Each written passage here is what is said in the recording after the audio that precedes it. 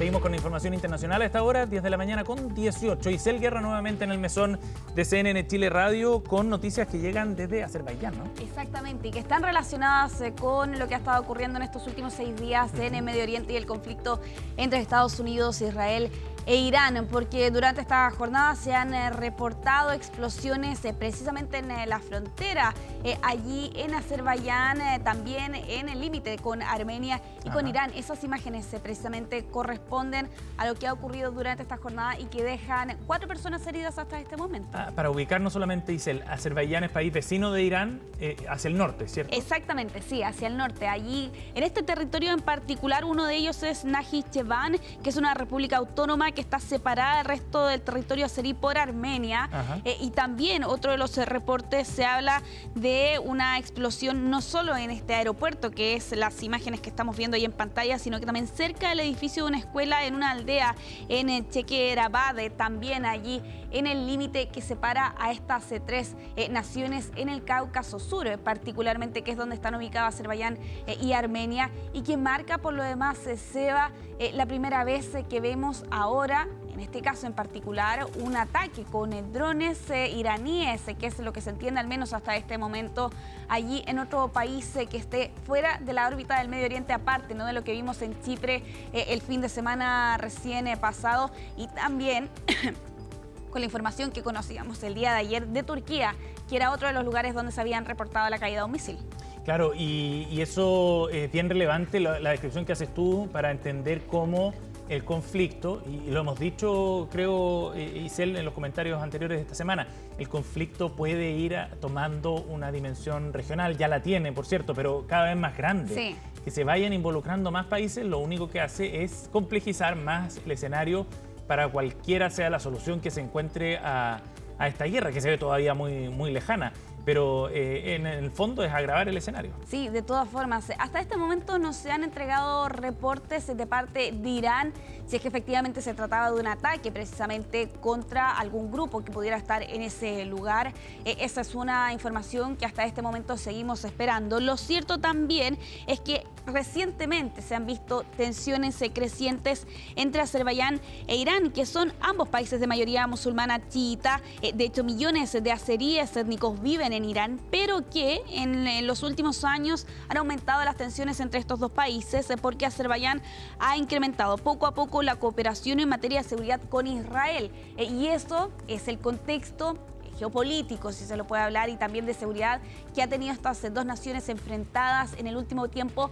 Pero, insisto, hasta este momento no se ha reportado si es que efectivamente se trataba de un ataque dirigido contra este territorio o si se trataría, por el contrario, de algún misil que estuviera sobrevolando esta zona y que por alguna razón, que hasta este momento no está del todo claro, terminó impactando en este lugar, allí en la frontera entre Azerbaiyán, Armenia también y, por cierto, Irán, con un aeropuerto local que se vio afectado en sus operaciones durante esta jornada, y también este otro registro, ¿no?, que habla de la caída precisamente de estos drones durante esta jornada cerca de una escuela también allí en la frontera entre estos 12 territorios. 4 personas lesionadas hasta este momento, ha aumentado la cifra, más temprano eran 2 personas, las autoridades azeríes han recalculado, ¿no?, precisamente esa información, y vamos a estar a la espera, por cierto, de cuál puede ser eventualmente la explicación que pueda llegar, si es que llega de todas formas, de parte de Irán respecto a estos ataques. Pero lo cierto es que vemos como ya no solo es Chipre,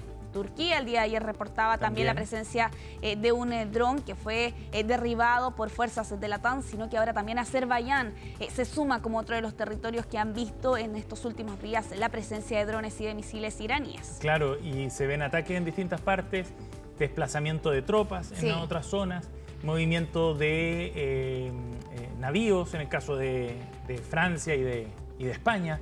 El conflicto va tomando otra dimensión. Y al final también uno en estos escenarios de guerra tiende a perder quizás cierta sensibilidad respecto a la información de las personas que han muerto. Exacto. Pero acá hay en distintos países muertos, la mayoría de ellos en Irán, es cierto, pero en Israel han muerto personas, en el Líbano.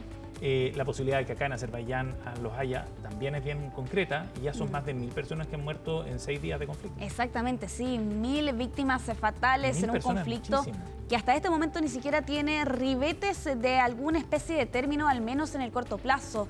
No se ha informado respecto de negociaciones que efectivamente se pudieran estar llevando a cabo por estos días y eso evidentemente genera y alerta, ¿no?, a la comunidad internacional respecto de la dimensión total que va a tener finalmente este conflicto. Lo cierto también, y avanzando por cierto en esta revisión, es que durante esta jornada se han conocido de más vuelos de repatriación que se han podido concretar. Durante esta jornada son ya miles de personas que han podido regresar en estas últimas horas hasta sus países de origen. ¿Y vuelos de repatriación desde dónde, Isel? Particularmente lo que se ha visto en estas últimas jornadas es desde Dubái, desde Emiratos Árabes Unidos, particularmente con vuelos limitados a ciudades como Nueva York, Londres, París y Sydney, con algunos primeros vuelos también que han salido desde esta región con destino a Estados Unidos, y con el anuncio de Israel de que va a reabrir aeropuertos gradualmente para los vuelos entrantes, pero lo cierto también es que la preocupación era evidente, ¿no?, para las miles de familias, de personas que quedaron atrapadas durante estos últimos días debido al cierre del espacio aéreo en diferentes naciones. Qué angustia, ¿no? Totalmente, teniendo en cuenta además que precisamente muchos de estos territorios se veía de la presencia de misiles y de drones sobrevolando esos territorios. Claro, y es una situación absolutamente excepcional y muy angustiante, además por la incertidumbre de no saber si se podrá salir. Y me imagino yo, he leído algunos casos en la prensa de Estados Unidos, algunos casos donde la gente está dispuesta a pagar lo que sea por un vuelo, y mucho más de lo que cuesta habitualmente algunos de estos vuelos, o bien tomar rutas más largas también para poder salir de ahí. Claro, estamos hablando además de terminales que reciben miles de vuelos al día, que son verdaderos centros de conexión entre Occidente y Asia particularmente, y que precisamente se vieron afectados e interrumpidas en sus operaciones por varios días. El día domingo, sin ir más lejos, se cancelaron 3.000 vuelos solo en algunas de estas zonas en cosa de horas, debido a la preocupación evidente y a las dificultades para poder sobrevolar en esas condiciones, ¿no?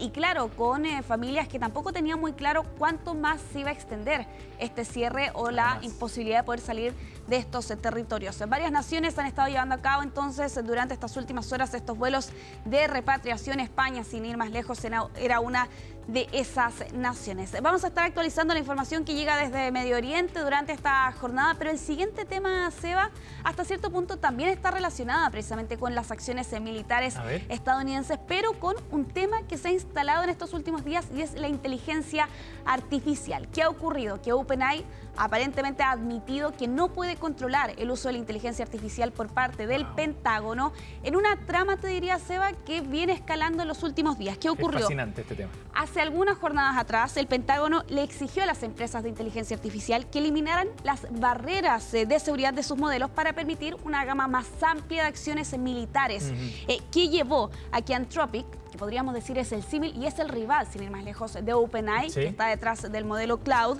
rechazara un acuerdo con el Pentágono. ¿Por qué? Porque la semana pasada expresaban su temor de que precisamente la inteligencia artificial con el sistema militar se pudiera utilizar, por ejemplo, para la vigilancia nacional masiva o incluso para el uso de armas totalmente autónomas.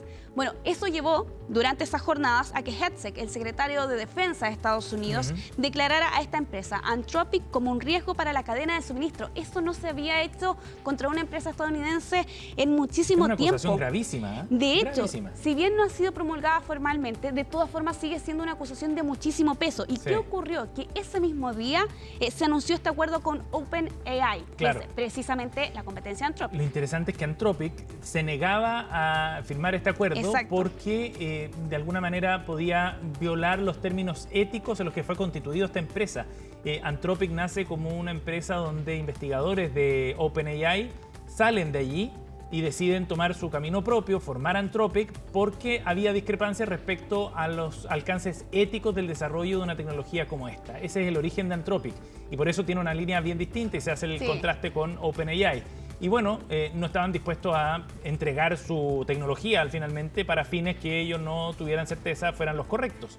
Por eso entonces se genera el conflicto con el gobierno. Porque yo digo que es fascinante todo esto porque el uso que se está dando a la inteligencia artificial es bien intensivo. De hecho, en el proceso de captura de Nicolás Maduro, se utilizó parte de esta tecnología con otra empresa, con Palantir Technologies también. Sí, exactamente. Y de hecho lo que también se entiende es que para la toma de decisiones sobre objetivos en la guerra contra Irán también se utilizaba hasta cierto punto la inteligencia artificial. Por eso también genera preocupación por lo demás las declaraciones que ha entregado Sam Altman, que es el CEO, ¿no?, de OpenAI, a sus empleados, según pudo conocer durante esta semana Bloomberg y CNBC, porque aquí claramente hay una preocupación de que precisamente esta compañía haya aceptado traspasar los límites que Anthropic ya había puesto sobre la mesa hace algunos días atrás.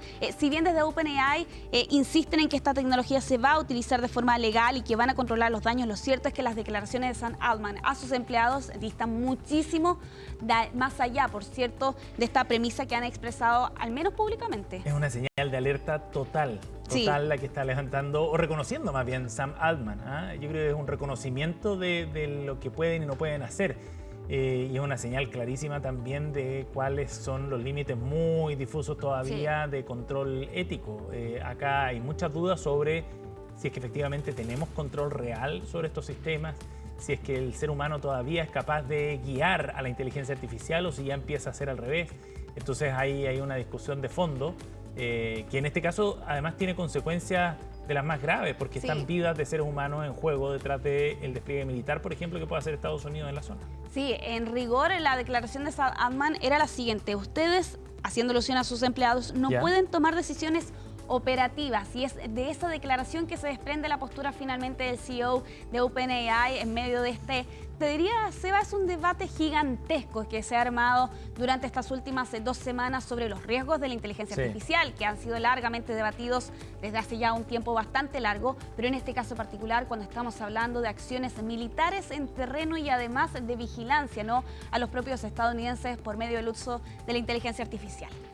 Vamos a estar entregando mayores detalles, por cierto, de este tema que se ha tomado a la agenda también allá en Estados Unidos, pero se va con esta otra información que llega desde China, cuando, sin ir más lejos, se inicia, ¿no?, la sesión inaugural de la Asamblea Popular Nacional allá en la nación asiática, y con esta información que daba a conocer su primer ministro durante esta jornada. China ha reducido el objetivo de crecimiento del PIB para el 2026. Es un mínimo histórico, no se veía una cifra así desde 1991 y el objetivo ahora está en 4.5% para este 2026. Así lo daba a conocer Li Qiang durante esta jornada en esta reunión parlamentaria anual en China, y donde lo que se establece, ¿no?, es que Beijing está apuntando ahora a un crecimiento de alta calidad. ¿Qué significa eso? El foco puesto en las industrias de alta tecnología y en las reformas estructurales por sobre la construcción y las exportaciones, como ha sido la tónica durante este último tiempo en China. Es bien interesante esto porque, bueno, esto tiene repercusiones para todo el mundo. Si China crece un poco menos, eso puede significar también un freno para el resto del mundo y sobre todo para economías que dependen mucho de ella, como nosotros. Claro. Que enviamos cerca del 40% de exportaciones hacia allá. No, pero además es muy relevante desde el punto de vista del fundamento también, porque hay muchos rumores hace mucho tiempo de problemas sistémicos en la economía china, relacionados, por ejemplo, a la construcción de vivienda y a una eventual burbuja que pueda haber en el sector inmobiliario, o riesgos financieros también. De alguna manera se entiende, pueden estar reconociendo tales riesgos las autoridades chinas, y por eso entonces hay que bajar un poco el acelerador para no generar riesgos mayores de una posible crisis, por ejemplo. Claro, y también con otros factores que son más evidentes, ¿no? El envejecimiento de la población china, ¿no? Es uno de ellos, una demanda interna que ha bajado también durante este último tiempo, la deceleración sin ir más lejos, pero además todo el tema comercial con Estados Unidos en su momento también fue un tema de preocupación. El 2025, si bien hay negociaciones, de hecho está previsto que Donald Trump visite China próximamente. De todas formas, aquí hay que tener el foco puesto en lo que está ocurriendo en China y esta reducción de su objetivo, que no se veía desde inicios de los 90.